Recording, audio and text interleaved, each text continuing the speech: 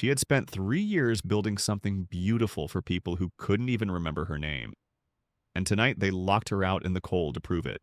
There must be a But the man misunderstanding. who opened that door wasn't supposed to exist in her world, Confirm my and he'd been invisibility. watching her longer than she knew. The cold didn't arrive slowly, it came all at once. The kind of December night that pressed against your coat like it had a personal grievance. Ava stood on the pavement outside the Myrai Cultural Center, the venue she had spent 11 days preparing for tonight's gala. And she breathed slowly through her nose because breathing slowly was the thing she did when she was trying not to feel the full weight of what was happening. She had been outside for 19 minutes. Her access card, the one she had clipped to her lanyard every single day for 3 years, was on the table inside. She had set it down to carry the final floral arrangement to the East Corridor because the junior staff had disappeared and someone had to do it, and the door had closed behind her with the particular finality of a thing that didn't care about context. She had called her supervisor, Director Che, 3 times. Director Che was inside accepting compliments for an event Ava had built from a blank spreadsheet and 60 unanswered emails. She had called her colleague Minho. His phone rang out. She had explained herself to the security staff twice, calmly, specifically, with her employee ID on her phone and her name on the venue's coordinator list. They were polite. They were immovable. No physical badge, no entry. Those were the rules. She was the person who had written those rules into the event brief. The cold pressed in. The lobby behind the glass doors glowed amber, warm, full of people in expensive clothes holding champagne she had selected, standing beneath floral arrangements she had sourced, listening to music she had approved. Ava pulled her coat tighter. She was not the kind of woman who cried at inconveniences. She had trained that out of herself somewhere around year 2, when she realized that invisible women who cried became invisible women who were also a problem. So she stood, straight, quiet, her jaw set. And then the door opened from the inside. A man stepped out. Dark coat, black. Tailored in the specific way of something that had never needed to announce its price. He was Korean, tall, unhurried. And the first thing she registered before his face, before anything else, were the tattoos. They rose from his collar, dark ink tracing up the side of his neck, disappearing beneath his jaw. Not decorative, structural, like everything else about him. He stopped.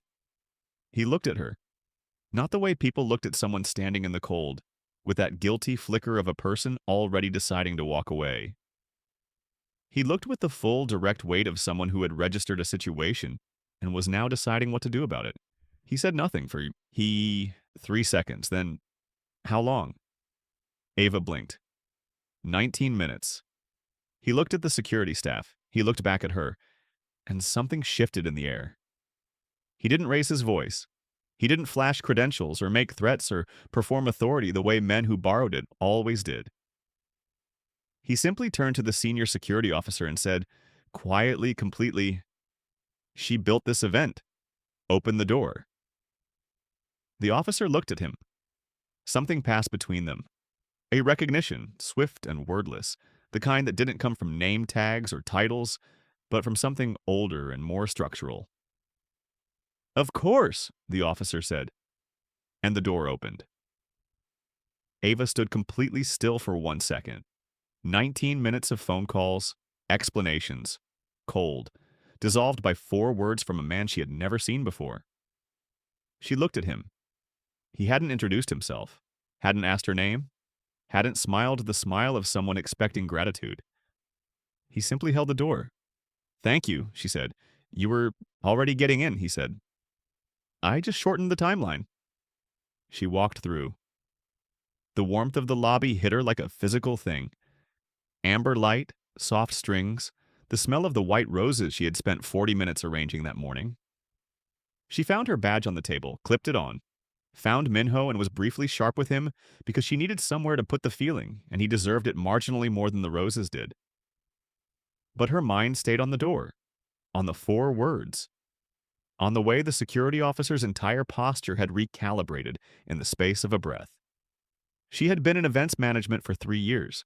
She knew the difference between performed power and structural power, between a man who said, "I'm important," and a man whose presence simply rearranged the room. The man in the black coat was the second kind. She filed it, went back to work. The gala ran the way good galas ran, which meant it ran invisibly. Ava moved through the room like weather, adjusting, correcting, redirecting, always 3 steps ahead of the problem, never in the frame of the solution. The champagne rotation, the donor at table 7 who needed to be steered away from the foundation's deputy director before the conversation became a liability. The lighting cue that came 4 seconds early and needed quiet correction before anyone noticed. She noticed everything, including him. He stood near the north wall, holding water, not champagne, and he was watching the room the way she watched rooms, not socializing, reading. His eyes moved with the same systematic patience of someone taking inventory of what was real versus what was performed. In 2 hours, he had spoken to exactly 3 people. Brief exchanges, operational, not social. Nobody approached him casually. Nobody clapped him on the back. People near him stood slightly differently, straighter, more careful, without seeming to know why. She filed all of it. She told herself she was filing it professionally. The way she filed everything, she almost believed it. At 9:07, she was updating her event notes at the East Drink Station when she felt the shift in air pressure that meant someone had moved into her proximity with intention. She looked up. He was 2 feet away, still holding the water, still reading the room, except now the room he was reading was her. "The donor at table 7, he said without preamble. "You moved the board chair to intercept him 40 seconds before he reached the deputy director." Ava held his gaze. "Part of the job." "You'd been tracking him for 30 minutes. "Part of the job," she said again. Something moved at the corner of his mouth. Not quite a smile. Something more deliberate than that. "What else are you tracking?" he said. She gave him the honest answer. Not the professional version, the real one.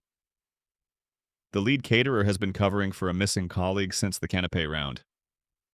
She's running 11 minutes behind on the champagne refresh and compensating by increasing her pace on the east side, which means the west corridor will run dry in about 6 minutes. She paused. "And you've been in this room for 2 hours without speaking to anyone who approached you first, which means you're not here for the social function of the event." He was quiet for a moment. "You're very observant," he said. "It's the job." "You keep saying that." His voice was low, unhurried, as though the job is a sufficient explanation for the quality of attention you're describing. "Isn't it?" "The job explains the skill," he said. "It doesn't explain the investment. The way you're inside this room, not managing it from a distance, managing it from within, like it matters to you personally." Ava looked at him carefully. "I care about the work," she said. "Most people care proportionally to who's watching," he said. "You're doing things tonight that no one will ever notice. Those are usually the most important things." She held very still. Because in 3 years no one had said that.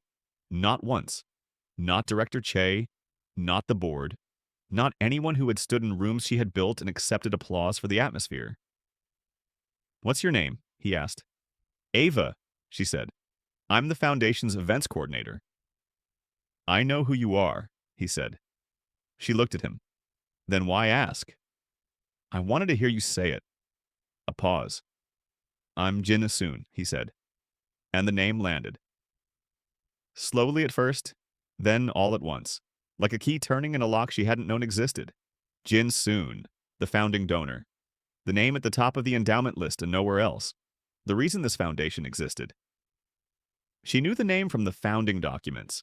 She had read every founding document when she joined, not because she was told to, but because she needed to understand what the money was supposed to become before she could care about the work properly. Jin Soon's name appeared once, in the acknowledgments. No title, no committee role. No public presence, just a name.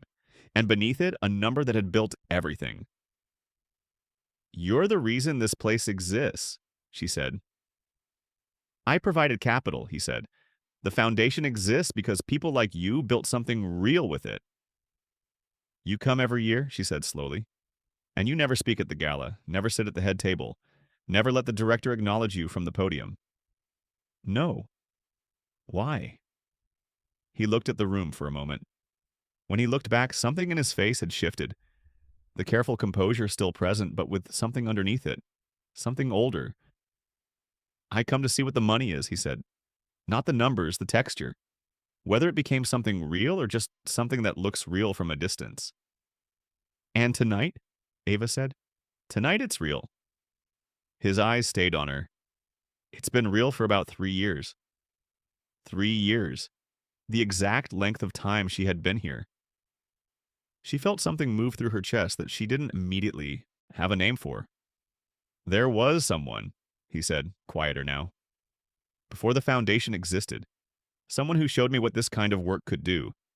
Community communications, events, the invisible infrastructure that made people feel like they belonged somewhere. She was extraordinary at it.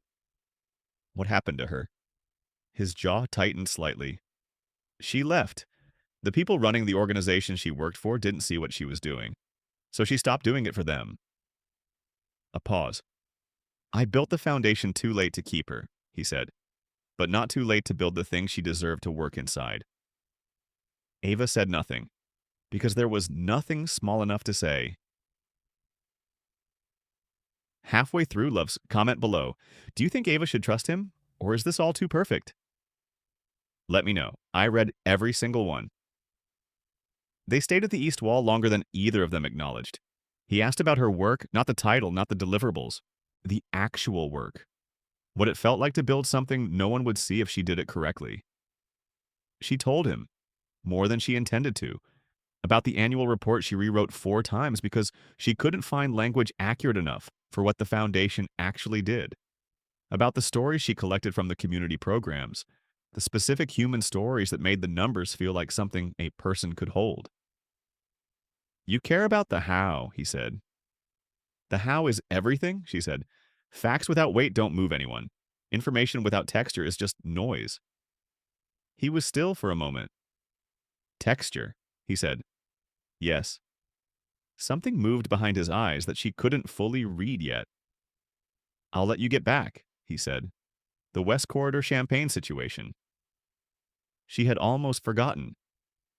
4 minutes ago. 3, he said. And the almost smile was there again, warmer this time. She handled it. She handled everything that needed handling in the remaining 40 minutes. And she was aware of him at the edges of her attention, the way she was aware of everything she had categorized and was still monitoring. Present. Registered.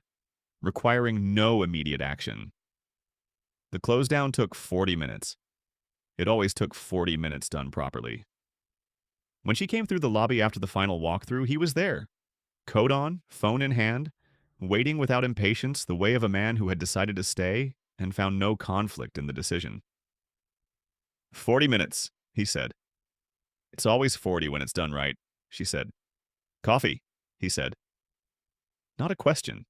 Not exactly an offer. Something more certain than both. She looked at him. 1 hour, she said. The cafe was small, warm, 6 tables. The kind of place that stayed open late by genuine choice. She ordered. He ordered. And for 20 minutes, it was the best conversation Ava had in 3 years. Maybe longer. Real. Unmanaged. No performance on either side. Then her phone buzzed. A message from Director Che. Saw. You speaking with Jin Soon at length tonight. That relationship needs to be managed carefully. He's a donor, not a colleague. Please be mindful of optics going forward. She read it twice. She set her phone face down. Jin soon noticed. He said nothing, but he watched her the way he watched everything, fully without pretense. Problem? He said. No, she said, too fast. He knew it. Ava. She looked up. And because she was tired of managing her face for people who didn't deserve the effort, she told him. She read him the message. The silence afterward was different from the silences before. This one had edges. This happens, she said carefully, When people assume a woman talking to a powerful man must be doing something other than talking. I know, he said. His voice was very quiet and very still. I'm not going to apologize for the conversation, she said. I'm not asking you to. But I need you to understand, she said, that whatever this is, the door, the coffee, the conversation, it cannot cost me the work. The work is not negotiable. He looked at her for a long moment. I funded this foundation, he said slowly. I can make one call and Director Che's opinion of this conversation becomes professionally irrelevant.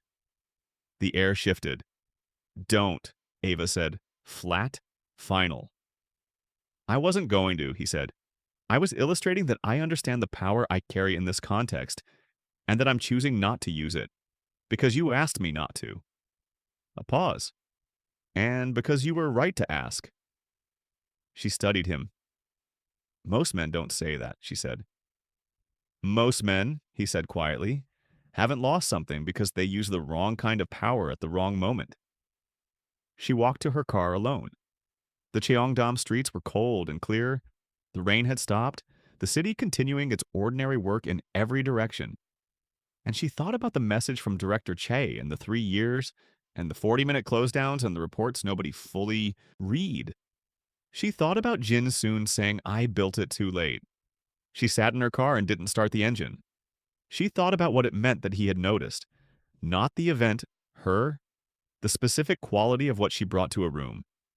And she thought about the woman who had left because no structure existed to hold her. And she thought about a man who had spent 8 years building that structure, coming every year to check its texture, and never once putting his name on the podium. She picked up her phone. She opened the message from Director Che. She read it again. She thought about what it would cost her to do nothing. To file it under character building and move forward carefully, managing optics, staying invisible in the ways that protected her position. She knew how to do that. She had been doing it for 3 years. Then she opened a new message. To Jen Soon, the number he had given her outside the cafe when she'd said, I'll text you when the report is done. She typed, the message from Che. I'm not going to manage myself smaller because of it. I wanted you to know that. She stared at it. She sent it. 30 seconds later. I know. I've been watching you not make yourself smaller all evening. Don't start now. And then, after a pause. Saturday still? She looked at the message. She looked at the December city outside her windshield. She thought about texture. The word she had found after 3 months, the word he had used without knowing she'd written it. She typed, Saturday, not early. I'll have been writing the event report since 6 a.m. His reply came immediately, I'll wait. Saturday arrived cold and bright. She filed the event report by 11. It was the best one she had written. The language finally accurate, the texture section landing the way she had always wanted it to. The numbers breathing inside the human stories instead of sitting beside them. She sent it to Director Che without commentary. Then she got dressed and took the train to Cheongdam. Jin Soon was already at the cafe. Same table. Black coffee, no sugar. He stood when she came through the door, not performatively, just naturally, the way of a person for whom she was worth standing for. She sat. She ordered. The report? He said. Done, she said. The texture section. Tell me. So she did. The whole thing. The 4 rewrites and the word she couldn't find, and the morning she had finally written texture and known it was right. He listened the way he always listened, building something from what he received. When she finished, he was quiet for a moment. 8 years ago, he said, the woman who showed me what this work could be, her name was Park Ji-soo. She ran community communications for a cultural organization in Mapo. And the word she used in the last report she wrote before she left, he reached into his coat, set a folded document on the table between them. Old paper, careful creases. She opened it. It was a report, 8 years old, and at the 8 years, bottom of the final page, in a section titled, What the Work Actually Does, underlined alone on its own line, was one word. Texture. Ava looked at it for a long time. She found it too, she said softly. From a different direction, he said. In a different year. For the same thing. She looked up at him, at the tattoos rising from his collar, the composed face, the man who had built a foundation from the too late, and come every year to check if it was real. Jin soon, she said. Yes. The door, she said. That first night. You said I was already getting in. You were, he said. You still opened it. Something moved in his face. Warm, certain, completely without performance. You were standing in the cold, he said, doing work that mattered, for people who had forgotten you were outside. That's not something I walk past. She held his gaze across the small table, the old document between them, the word they had both found waiting like something that had always been there. I'm not easy, she said. I care too much about the work. I'll always put it first. I don't need saving. I know, he said. I watched you run an entire gala from the pavement and still outperform everyone inside. Then you understand what you're walking into. Ava, he said, steady and sure. I built an entire foundation trying to recreate something I didn't protect in time. I'm not walking into anything carelessly. She looked at him, at the word on the page between them. Okay, she said. Not small, not surrendered, just certain. Outside, the December city continued its work. Ordinary, continuous, indifferent. But inside the small cafe in Cheongdam, something had been found that two people had been circling from different directions for longer than either of them knew. She reached across the table and turned the old report so they could both read the word. Texture. He looked at it, looked at her. Same word, he said. Same thing, she said. She